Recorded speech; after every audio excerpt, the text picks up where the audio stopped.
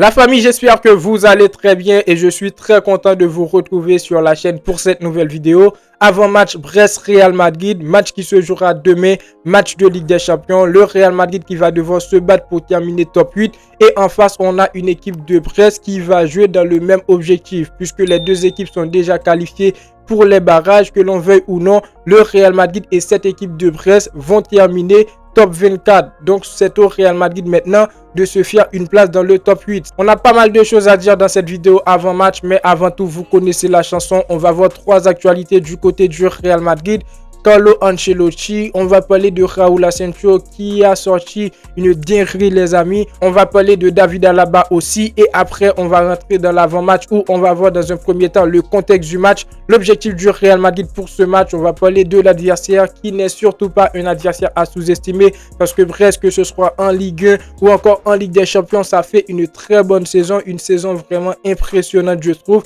Et après, on va parler de notre Real Madrid, l'état de forme, qui doit jouer pour le Real Madrid parce que Vinicius, il ne sera pas présent. Est-ce que Lucas Vázquez, il doit être titulaire? Franck Garcia ou Fiana Mendy? Est-ce que Arda Güler aussi, il doit être titulaire les amis? N'hésitez pas à donner vos avis dans les commentaires. Après, je vous donnerai mon 11, le 11 qui pour moi peut battre ce match. Et comme d'habitude, on va terminer avec la partie pronostic. Donnez vos avis dans les commentaires, c'est très important de participer. Le petit pouce bleu pour le référencement pour aider au développement de la chaîne. On est parti pour cette nouvelle vidéo. Let's go!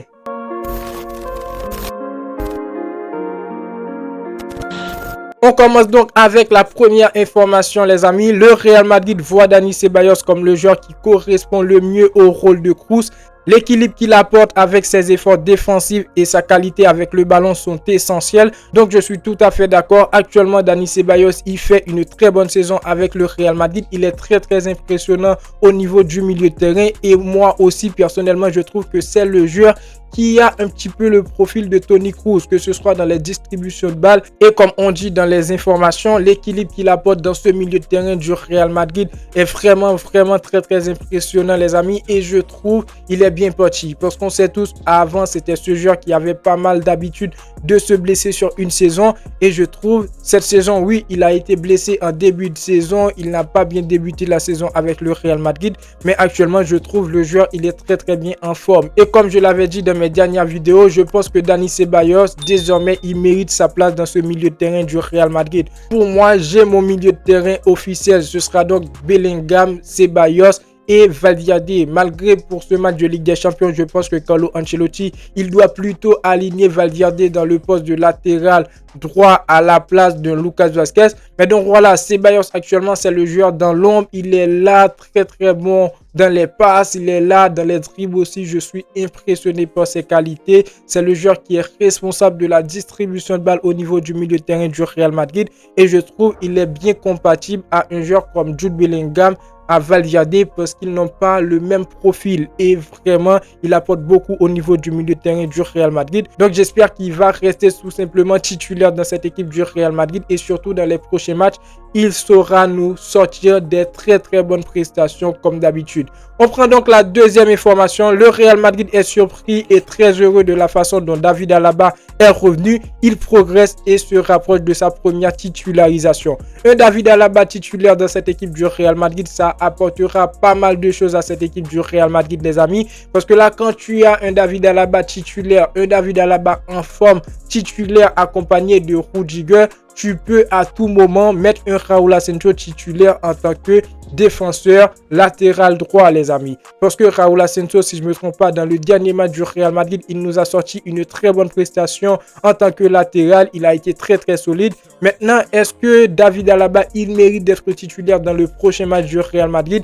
Personnellement, je dis non. Si David Alaba à un match où il doit débuter en tant que titulaire, personnellement je pense que ce serait peut-être un match de Liga ou pourquoi pas un match de Coupe du Roi les amis, mais actuellement j'ai encore des doutes. David Alaba dans les derniers matchs du Real Madrid il n'a pas été titulaire, il est rentré tout simplement dans les dernières minutes, donc je me dis est-ce que si on le met titulaire dans un match face à Brest, malgré le Real Madrid va terminer top 24 mais on a encore une chance de terminer de terminer top 8 les amis. Donc pour moi David Alaba il mérite pas d'être titulaire, ou plutôt si j'étais à la place de Carlo Ancelotti je le mettrais pas titulaire dans ce match de Ligue des Champions face à Brest. J'aurais préféré que Carlo Ancelotti passe sur un défense centrale classique avec Rudiger et Raúl Asensio, et donc à la place de Lucas Vázquez on va mettre un Federico Valverde. Après on va revenir sur mon 11, mais pour vous dire que pour moi les amis, David Alaba il mérite bien sûr d'être titulaire dans cette équipe du Real Madrid, vu qu'on a vu ses prestations, les efforts qu'il a fait lorsqu'il est rentré dans les dernières minutes avec le Real Madrid.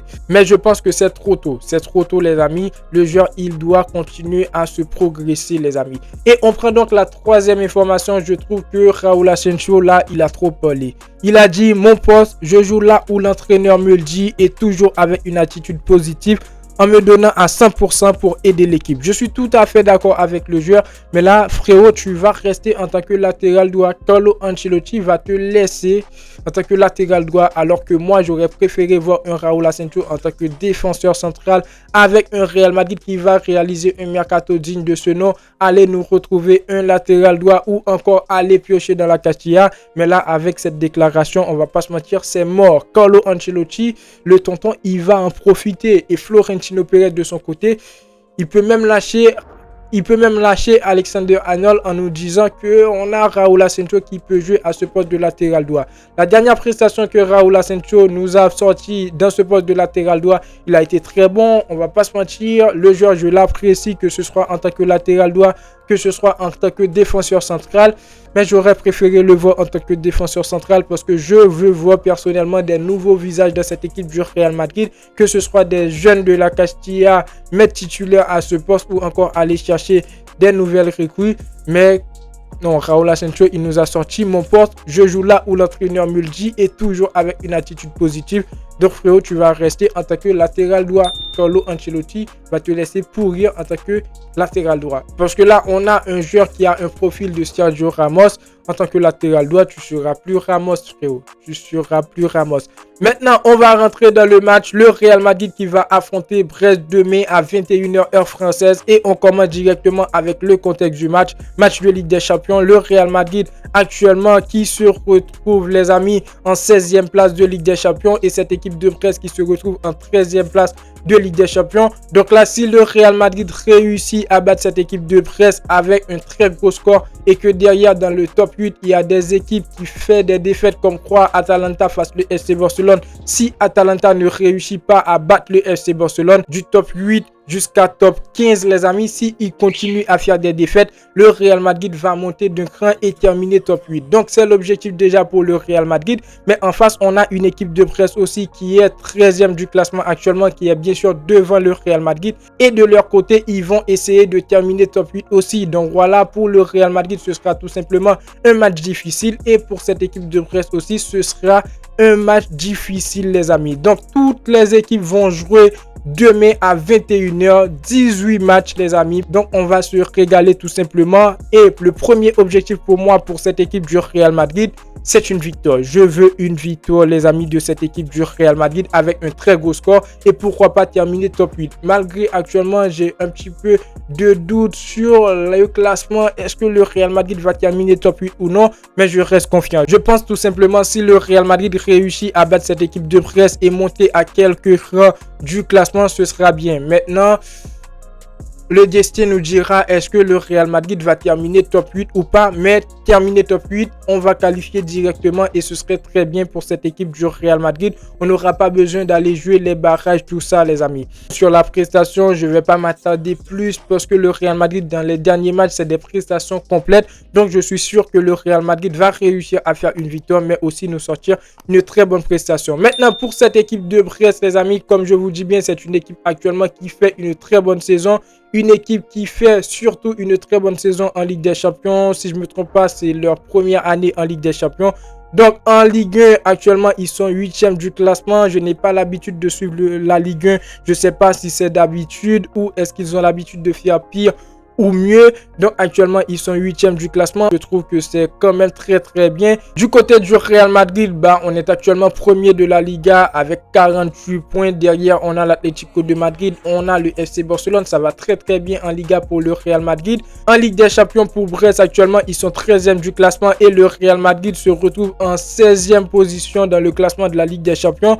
Donc si on voit le contexte, si on veut se mettre dans la réalité, Brest a fait mieux depuis le début de la saison que le Real Madrid en Ligue des Champions. Brest, ils ont réussi à gagner pas mal de matchs, mais le Real Madrid a perdu des matchs en Ligue des Champions. Malgré Brest, de leur côté, ils ont perdu des matchs face des gros comme le FC Barcelone. Si je ne me trompe pas, ils ont perdu 3-0 face au FC Barcelone. Mais actuellement, ils sont mieux classés que le Real Madrid. Donc, dans ce match, on peut s'attendre à tout. Cette équipe de Brest, à tout moment, peut nous sortir une très bonne prestation. Et comme je dis bien, ce n'est pas un adversaire à sous-estimer, les amis. C'est pas un adversaire à sous-estimer parce que le Real Madrid en Ligue des Champions, voilà, le Real Madrid à tout moment, ça peut nous sortir une très bonne prestation, ça peut nous satisfaire. Pour les derniers matchs de Brest, les amis, les 5 derniers matchs, ils ont réussi à faire 4 victoires et une défaite en Ligue des Champions face à Shakhtar Donetsk 2-0. Et le Real Madrid de son côté a fait 4 victoires, une défaite, la défaite en Super Coupe d'Espagne face au FC Barcelone CK2. Donc voilà, si on voit sur le papier, on peut dire qu'il y a de l'équilibre entre cette équipe de Brest et le Real Madrid. Mais sur le terrain, le Real Madrid peut réellement faire la différence. Comme je dis toujours, c'est pas une équipe à sous-estimer. Si on perd ce match face à Brest, que l'on veuille ou non, le Real Madrid va terminer top 24. Mais je veux pas une défaite du Real Madrid, je veux une victoire. Parce que si on gagne ce match face à Brest avec une très bonne prestation et avec un très gros score, on termine top 8. On va envoyer directement un message aux adversaires dans le top 8, que ce soit le FC Barcelone, Liverpool. On va envoyer un message et c'est ce que je veux de cette équipe du Real Madrid, les amis. Après cette équipe de Brest, ils ont réussi à battre des gros en Ligue des Champions. Ils ont réussi à faire pas mal de victoires. Ils ont des joueurs qui pourront faire la différence, des joueurs qui auront l'envie de battre cette équipe du Real Madrid. Donc à un certain moment, le Real Madrid aura besoin d'un très bon secteur défensif, un très bon milieu de terrain et un très bon secteur offensif, les amis. Et surtout défensivement, je pense que le Real Madrid doit être au rendez-vous parce qu'à tout moment, cette équipe de Brest, les amis, en Ligue des Champions, que ce soit en Ligue des Champions, que ce soit en Ligue 1, ça marque pas mal de buts. Si on voit le match qu'ils ont joué face à Lyon 2-1, match face à Nantes 2-1, face à Rennes en Ligue 1 toujours 2-1. Et en Ligue des Champions, ils ont perdu un match face à Shakhtar Donetsk. Là, on est sur les 5 derniers matchs. Donc voilà, à tout moment, l'adversaire, ça peut marquer un but. Mais je veux que cette équipe du Real Madrid se prépare à être au rendez-vous pour ce match. Maintenant, le Real Madrid, les amis. Là, je parle d'un match de Ligue des Champions où on parle de presse. On dirait qu'on parle du FC Barcelone. Parce que le Real Madrid, les amis, sur les derniers matchs du Real Madrid, on va pas se mentir, ça a été très bon, prestation complète. Mais pour ce match de Ligue des Champions, j'ai des doutes. Parce que je veux une victoire de cette équipe du Real Madrid. Et je veux pas que Carlo Ancelotti, il fait des choix catastrophiques au niveau du 11. Quand on sait que Carlo Ancelotti, il va pas mettre Lucas Vazquez titulaire. Je veux pas qu'il mette Raúl Asensio titulaire et mettre Alaba à sa place en tant que titulaire, les amis. Ça, je veux pas.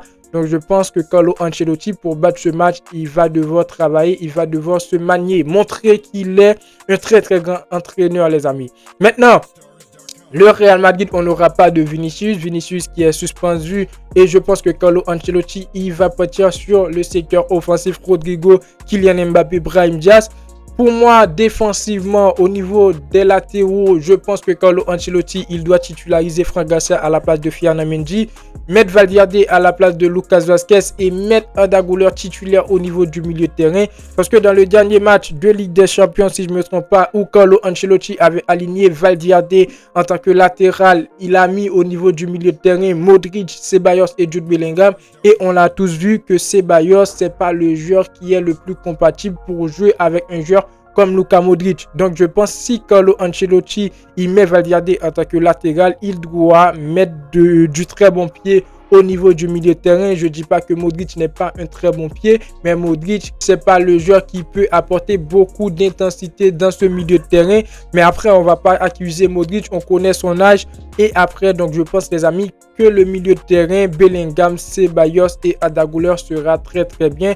Et après, je trouve que le Real Madrid, que ce soit sur le papier, malgré Presse est devant nous, mais sur le terrain, je pense que le Real Madrid reste favori. Maintenant, quel on doit aligner Carlo Ancelotti pour battre ce match? Au but, je mets Thibaut Courtois. Dans la charnière centrale, je mets Rudiger, Raúl Asensio. En latéral, je mets Valverde, Franck Garcia. Un milieu de terrain avec Jude Bellingham, Ceballos, Arda Güler pour apporter du jeu, de la créativité, pour aider aussi le secteur offensif. Et dans le secteur offensif, je mets Rodrigo qui fait une très bonne saison actuellement avec le Real Madrid. Kylian Mbappé qui est de retour. Brahim Diaz sur le côté droit parce que Vinicius, lui, de son côté, il ne sera pas présent. Il est suspendu pour ce match. Donc voilà pour mon 11. N'hésitez pas à donner vos avis dans les commentaires. Pour la partie pronostic, je pense que je vais exagérer un petit peu. Mais je vois le Real Madrid terminer ce match sur une victoire de 4-0.